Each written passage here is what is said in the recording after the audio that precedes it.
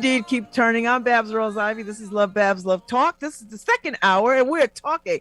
You know, I've been doing this Deltas on Tour authors all week since last week, and I'm going through the whole week. Today, I'm delighted to have more Sorors on talking about their literary accomplishments. This morning, I've got Lisa Lang Blakeney.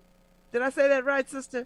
And Regina Mullings. Hi, darling. How are you all? Good morning. Good morning. Good Welcome. morning. What a beautiful morning. Well, it's cold. It won't be beautiful. It won't be totally beautiful for me until it's like 78. So how are y'all doing? How's the tour? How is the beginning of the tour going? Very busy. lots to get together, but it's wonderful. Yes. Agreed. All right. So, do you have your books in front of you? Put them up. Let's see them. Oh, I don't. Mine is downstairs. I have all these boxes to get ready. You did not bring one book upstairs to put in front of the camera. I didn't. Okay. Well, what's the name of your book? My book is Masterson. And it's a romance novel? It is. It's a romance novel. Okay. That's the last name of the main character. Okay, Masterson. Mm-hmm. All right, so let's unpack some of these books. So, Regina, your book, hold it up, And I Pray. And I Pray. So I would imagine this has something to do about prayer and empowerment and your own personal story. Yes, it does. Okay, so what inspired you to write this book? This book actually happened, I'm not going to say by chance. I had started writing books back in 2016 after the passing of my husband. And I thought that I would actually be able to put out a book, and it just never happened. And so 2020, pandemic happened in 20, right? 2020. A friend of mine wrote a book, and I asked her, how did you write this book? Because I've been trying to get my book published and whatever. I met this woman, and the books that I wrote that I thought I would actually release, that didn't happen. God sat me down one night, and he just told me to write. I started writing. And at the time with COVID and everything, it was like, this has to go a different route because people were suffering. I just saw so much suffering in the land. And it's like, for me, speaking things into existence, it helps you see what can possibly be. And so where I went from almost a prayer book, I went to a declaration situation. So what do you declare to happen? You can see all this stuff happen around you, chaos, famine, death, all these different things. But what do you declare and what do you want to see happen? And that's where your power lies. And so that's how this book started. And that's how this book is like out there now. And it's like, I would have never thought I'd be doing a journal. And so it's like, what do you declare to see? What do you declare to happen? And how do you get to that point from hurt to healing? And that's how this book got done. I love it. So who's this book for? Like, who should pick this book up? You know what? I wrote this book for anyone. And no matter what your religion is, no matter what your belief is, because it's not more scriptural, but it's more empowerment in the words that you say. So even from a child, you're taught things to say, and those things help you identify what it is you want to do or who you are. So a young person can pick up this book and actually say, wow, I can pray today that my future will be bright. I can declare today that I can stay focused. I can declare today that my dreams are possible. So it's for everyone. It's not just for one group of people, but for everyone. Oh, I love it. I love it. I love it. Okay. So, Lisa? Yes. Talk to me about the romance novel, because romance, I'm starting to see more and more sisters writing romance novels. Romance novels, shying away from the ghetto, urban, kind of gritty kind of stuff, but real honest to God romance novels. So where does yours fall in the genre of romance novels? Yeah, mine are not the gritty urban kind. It's just a regular romance novel. There's some steam inside, so I'm warning Sorors now, if that's not your thing, that that you might not want to read my books, but it's still about the relationship. For me, it's about the meeting of the couple. I always love that, like when you first meet, that kind of, I've been with my husband since I was 18 years old. So I'm kind of living vicariously through my books of, that first time when you meet somebody.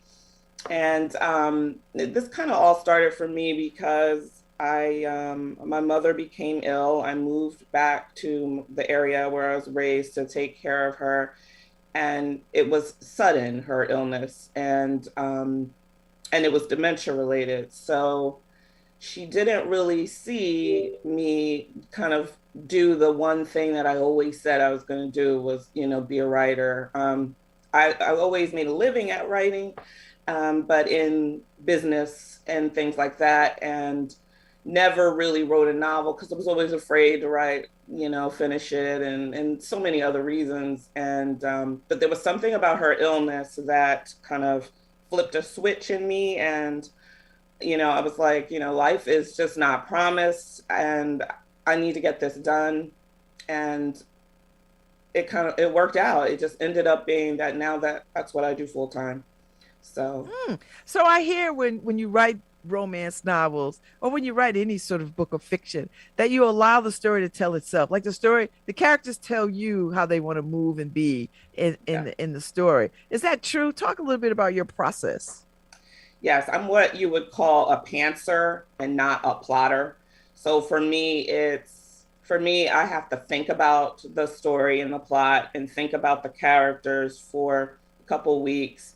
And then the characters just start to talk about, what's going on in the story for me. And so the process is different for everybody, but for me, I'm kind of like guided by the main characters. And my women tend to be like nerdy and smart, and my men tend to be alpha. And I think some of that is just, escapism, like, I'm running everything up in here, but like when I read that book, like he's in control. So, so that's kind of my process. I just sit down and kind of work on a scene and see where it goes and just go from there and there and there.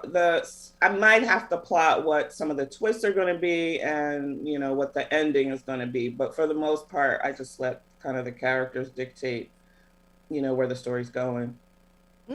So Regina, on your book, do you have to know anything about prayer to read it? Or will you get an education on how prayer looks and feels as you read your book? Actually, you don't. And you know why I wanted to, I'm glad it was written this way, is because even a lot of Christians, when someone has to ask you to pray, I've been in a lot of situations where you're in a room and you're familiar with the people that are in the room. And you may be in a situation where someone says, oh, can somebody open up with prayer? And there's total silence. And in your mind, you think, a Christian not wanting to pray out in public? Because, that's what we're taught. When if you were raised in religion, when you were young, you were taught to pray. Pray is something that's important. It helps you communicate with God or the spirit that you believe in. And so I was like, wow, I'm in this room with 5 people who are saying they're Christians, but no one wants to pray. And I found that I was always the one doing the prayer. And so I challenged them. I said, what would happen if you happened to walk down the street and a person got injured? And the last thing that they wanted was somebody to pray for them. They called out, someone pray for me. And you knew how to pray, but because you were afraid, you walked past that person. That's a missed opportunity. And so for me, when I think of prayer, I think of it's communication. We make prayer difficult because you see people on platforms and they're like, and God said, really? No, so people think that that's how they're supposed to pray. And when they don't pray like that, then they feel like they don't have a connection to God or to the spirit that they believe in. And so I'm like, no, just like I'm talking to you right now, it's communication. So when you speak words, your words are communication. Even if you're walking through the house and you're talking to yourself, The words that are coming out your mouth, they can either bring something positive or something negative. They can make you think good or they can make you think bad. So it's like, it's what do you think prayer is? And how are you communicating that prayer or that declaration or those words into what happens through your daily life? So that's, I didn't want it to be confusing for people. And I'm glad that this is the way it was written, because you can open it up and, you read something like, wow, yeah, I believe that. I've been saying all my life I'm going to be a millionaire, but what am I going to do to get there? So every day, if you tell yourself you're going to be a millionaire, you got to tell yourself just something you got to do to get there. So every time you say it, just like you sing a song, you can hear a song from when you were 6 years old. That song comes on, you 40, you remember every last word because it was something that was in you. It's in your brain. So that's what the empowerment piece for the declaration is all about. Oh, I love it. I love it. I love it. It's so inspiring. And as we talk about inspiration, Lisa, what inspires you to write the book, the romance books? Like, where do you get your inspiration from? Now I'm sure now you have your book out and your friends are like, don't be writing about me, girl. Don't be writing about my situation. Your church people are like, I see you looking at us. What I mean? Like, I want to show up in your book. What's the inspiration, Lisa?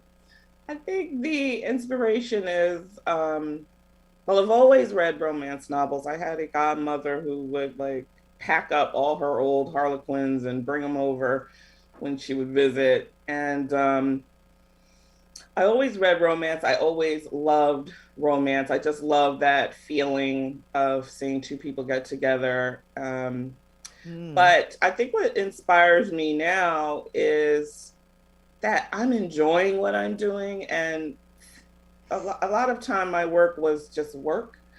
And this is something I enjoy, sitting down and wondering what the characters are going to say to me today.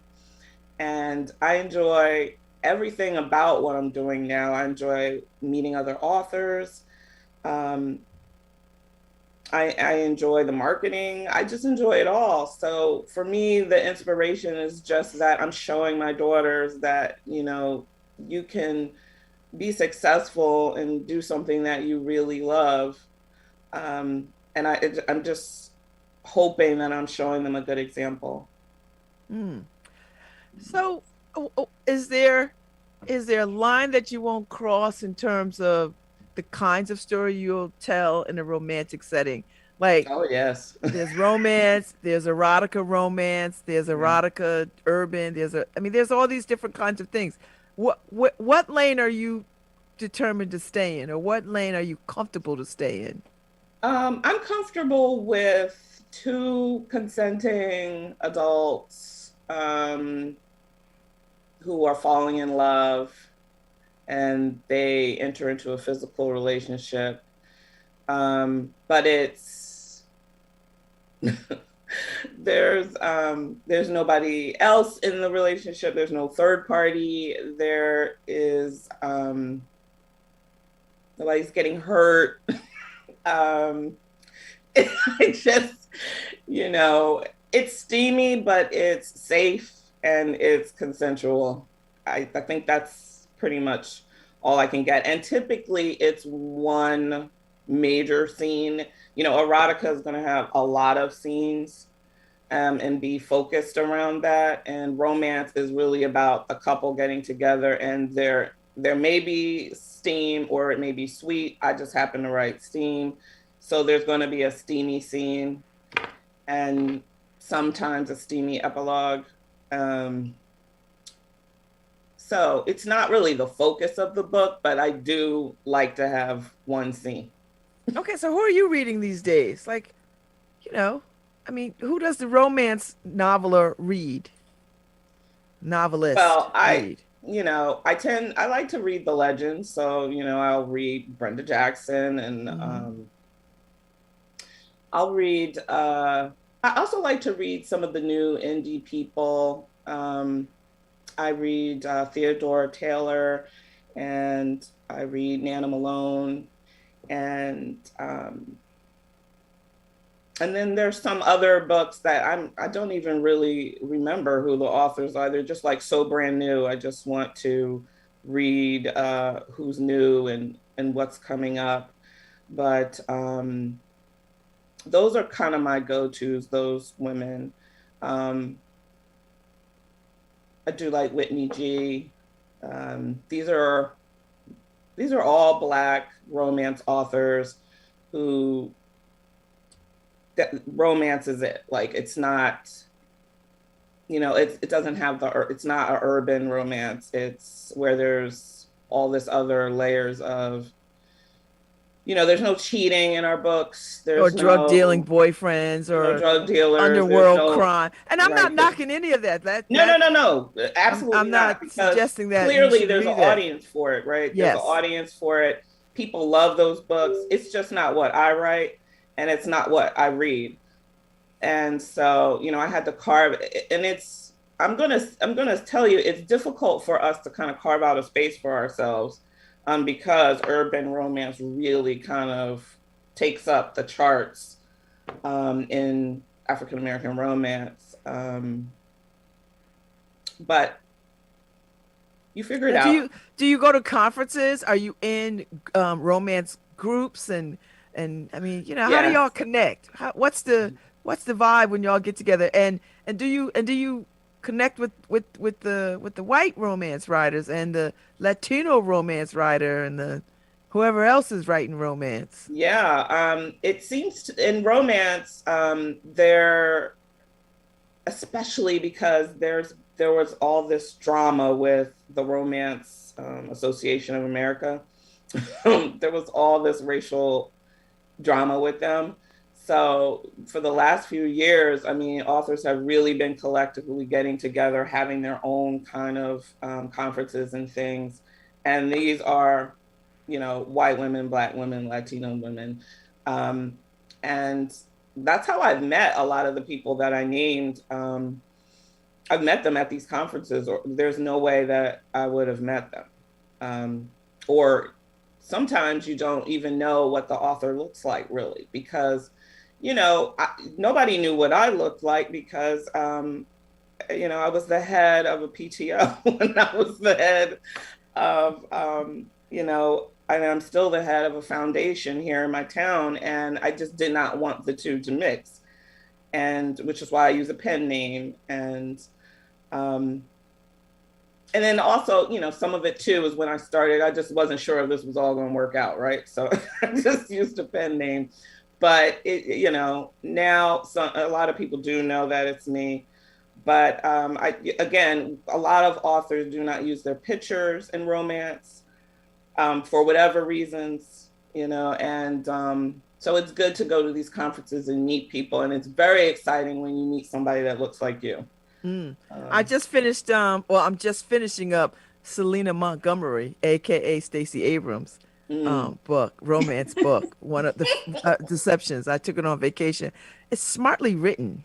Mm-hmm. It is She's very a very smart woman. but it's very smartly written, and I so appreciate it because it speaks to my intellectual side and it fans the flames of the romance side because I love a good romance book. I like a book when sisters could win, right? Like that's what I like. I think sisters winning in the end. So, Right.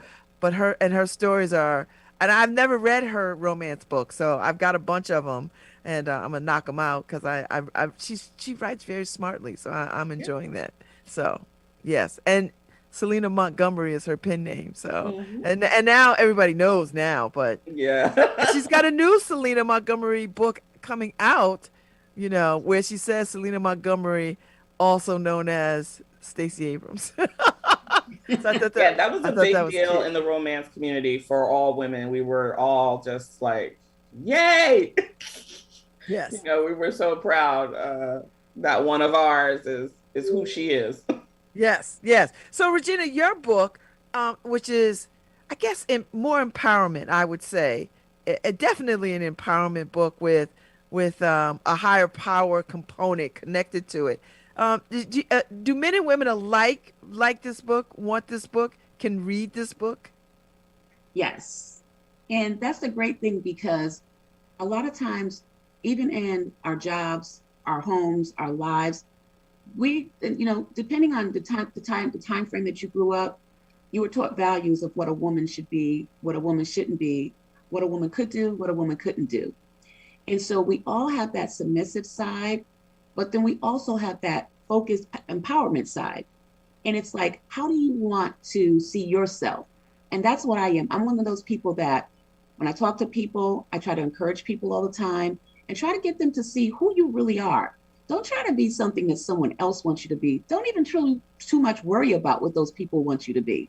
Your life is yours. It encapsulates everything that you do from the time that you're born until the time that you leave. So as a woman, when you empower yourself, your voice, and you don't let people subject you to being less than who you know you are, then what happens is you're respected on a different level.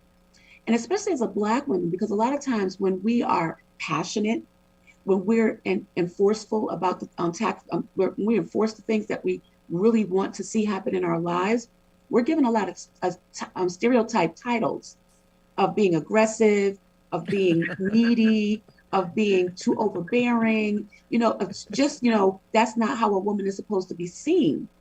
And so for me, it's like, who are you to tell me my God created me to be, that I'm not supposed to be who I am, because that's what you don't want to see. And so for me, charting my own life and my own destiny is really critical and important to me. And I found a lot of that out when my kids left home and after my husband passed away, because then it was just me.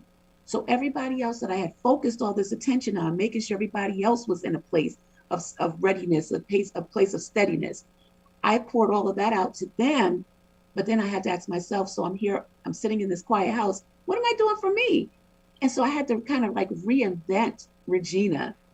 People knew me, they knew what I was capable of doing, they know, my personality. But yeah, that's good, but you have to walk in this stuff first. So if I'm telling somebody that you say you're sick and you really can be healed, I would have had to have gone through something. And I would have had to believe that something can happen. Have I been sick? Oh yeah, I've been sick close to death. And I can tell you my story. And I can say, you know what helped me through this? What I thought about. I didn't watch the soap operas when my body was about to be in turmoil. I wasn't watching the news. I was focusing on what I wanted to have happen in order to be healed. So it's like, what are you putting in that's going to come out? And everything that I do, and you can see me on any given day, this is what I live. This is the only way I know how to live, is by in the morning waking up, having my affirmation time, standing in that mirror. I tell women all the time, stand in the mirror in the morning and look at yourself. Who are you? What do you want to do today? Don't worry about yesterday or tomorrow. What today do you want to happen to yourself? Always call yourself beautiful. Always call yourself a queen. Always tell yourself you're empowered. Always speak those things that you know you're capable of doing. And then you know what? You say it long enough and it's going to happen.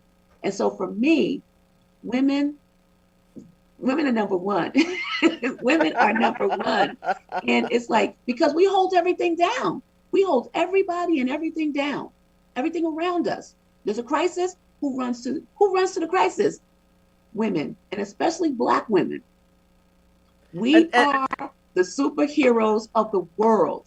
This is a good message for the first day of Women's History Month. Yes, we are. And today is Black Women Appreciation Day. So that's the right message. I appreciate my queens. Yes, that's right. So I want to ask you all about the Deltas on Tour experience, because I'm stunned, because each region has its own bunch of authors, and I'm quite taken with the diversity of books and storytelling that exists. Were y'all aware before you joined up for this ride that there would be so many different kinds of authors and writers in the mix? I'll let you go first, Lisa. Okay.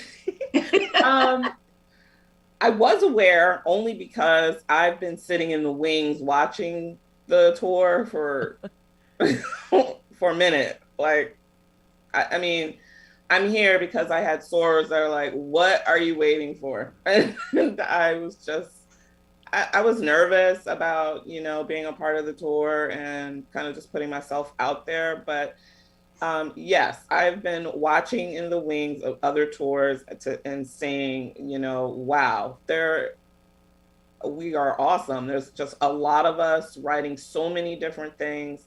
There's going to be a book for somebody. Like, there's just no reason why Soror couldn't pick up something that they'd be interested in. Because, I mean, we just run the gamut of all types of topics. So I think that, I think everyone will see at least one thing that they'll really be interested in and will enjoy. I want to piggyback off of Soror Lisa. When you think of Delta women, we're all over the place. We're doing all kinds of things. And why not authors? Why would we not be on the scene producing magnificent works, hitting up certain genres, making sure we can empower people, we can speak to people, and kind of like embrace all areas of the life cycle that we go through. And so when I think about being a Delta woman, first of all, and then being an author that can, have her works platformed on a stage like this, I just think it's phenomenal that we are acknowledged like this and that we can come together and that people can see those other things that we do outside of Delta and then be showcased for them, because then it lets our literature and our books reach beyond our community. It reaches beyond, the people that know us personally. Now, we're a huge sorority. So now other Soros will know about the people in Connecticut, in New York, in tri-state areas, wherever we are. Wow, I was looking for a book like that. Now I'm gonna pick this book up and I'm gonna get it. And you don't know where that book can then be led to around the world. They can send it to somebody in China. They can send it to somebody in, the Bahamas. And now your book is not just in the US, it's abroad. So, I mean, this platform is huge and it's amazing. And I'm glad that I'm here with it. I'm so glad too. I have enjoyed every conversation I've had to date. So talk a little bit about future projects. Are you working on future projects? I mean, I know you're on tour about your current project, but listen, I know Deltas and I know Black women and I know myself. What's the next project? Can you talk a little bit about what's on the horizon? Sure. For your your next book project, or what you're thinking, or So I tend to write in series. So I always I have, like that. yeah, I have a next project all the time. So I put out a book a couple weeks ago, and it's kind of a spinoff of the series that I'm advertising on the tour. But I'm writing another book in that series, and it's three brothers. I tend to write about brothers and their lives and their families and things like that. And I was a part of an anthology, so sometimes I do like a group thing just to kind of get to know other authors and put myself in front of a different audience sometimes. And so I'm going to do another anthology this year, and I'll probably have 3 books released this year. Okay. Wonderful. Regina? I actually have a second book that's coming out. And then I also have a multi-author book that I'm working on with a group of people. I've been working with widows and widowers and healing, in the healing process from hurt to healing. And so I sponsored a small group through my church last year. And to hear the amazing stories that these people told, all of them lost their spouses during COVID. And so there's a time for healing and there's a time for hurt. And me, it was really weird because I was the youngest person in the group, but my husband passed away in 2016. So I've had the opportunity to go through the process of all of the things that you go through when your spouse is no longer there with you. The challenges, the people who focus on you, the people who pray on you, the people who are really there for you, how to really do life, and how this world that we live in now, we live here, but it's also a different type of world that we live in because our spouses are no longer here walking life with us. And so from that came these beautiful love stories. And I said, listen, people need to hear your stories. And so the people in the group, we're working together now, and each of them will have a section of the book. And they're going to talk about their process of what happened and where they are now, based off of the fact that they walked into a group unknowingly, not knowing any of the people, and are walking towards their healing now. And so that's a big project for me right now that we're going to have done by the end of the year. And I'm looking to have my second book come out, my second journal come out with hopefully within the next 2 or 3 months. So I have 2 projects that I'm working on right now. That's exciting. All right, so I want y'all to tell people that Black women read and write books in your own words. Uh, First of all, the statistics are there for anyone to see. We are, in the US anyway, the major consumer of books. Like, so of We keep course, the industry alive. we keep it Yes. alive. So ebooks, print, everything, audio, we're all over the place. And I love it when I talk to, readers through my newsletter, because that's when I really get to, I'm like, oh, because sometimes, I have white readers and I have Black readers. So it's always nice when I get letters from sisters that, tell me their stories. Oh, this book did this. This book it reminded me of this. I mean, you'd be surprised what a romance book can do in healing for somebody that, I had a reader that lost her breast to breast cancer, and she was just saying, I'm living vicariously through this story. And me and my husband are enjoying it. And I'm like, that's great. I didn't even think of it that way. And that's awesome. But the bottom line is that we read so much, and we are important to the industry. It's in the United States, and we support it. And I feel like if there's anyone out there that was thinking about writing a book, this is a great time to do it, because you can control your destiny, you can control your product, and the readership is there. Like, we Black women will support you. So that's how I feel about that. And just to add to that, I would say, women, there's always a story. And hearing it from someone who looks like you, someone who may have experienced it the same way that you have, and understand what you may be going through at that moment and how they overcame it, I think that's the most empowering thing. When I can see someone who looks like me and I can say, wow, I went through that same thing, and then get to the end of her book and I'm like, oh, she survived all of that. So it gives you the opportunity to see that we are survivors. We are victorious. We are magnificent and creatively designed to do all of those great things. What happens is life does too. We go through life. Life happens. And through that journey of life, you're never going to find anyone who hasn't gone through something. And that's what I talk about. That's what I feel about my book. So you could be the person that never heard of a God, never heard of a thing, never heard of anything, but you went through something. And in that something, how did you feel? Did you ever overcome it? And when you read the declarations that are in my book, you can say, wow, all I had to do was speak to myself. All I had to do was tell myself that this could change. And that could empower me to think of this situation differently, to get out of that unforgiveness and heal myself, to just be an overcomer. Those are the things that I want women to know. Black women are writing. You guys need to read these books, and you need to be empowered.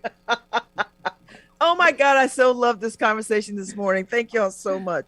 I'm excited about this tour. I love all these women that I've talked to thus far. I've got a few more sisters to talk to over the next couple of days, but I have been enjoying this Delta Authors on Tour. The actual event of all y'all gathered and having these conversations is, I think, April 9th or something or other, a virtual event.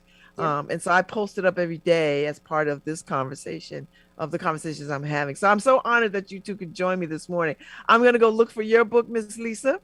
And I'm definitely going to pick up Miss Mullings' book, because I as we enter into a Lent on Wednesday, I'm always taking those kinds of books into contemplative moments and times of a discernment. So this speaks to me very much. So thank you all so much for being with me this morning. Thank you so much for having us. Thank I love you. my sorors. Yes, we So- love you too, Soror. Thank you very much. So y'all have a good day. I can't wait to see what happens on the rest of this tour, and I will be seeing y'all shortly. Harry, you can play us out.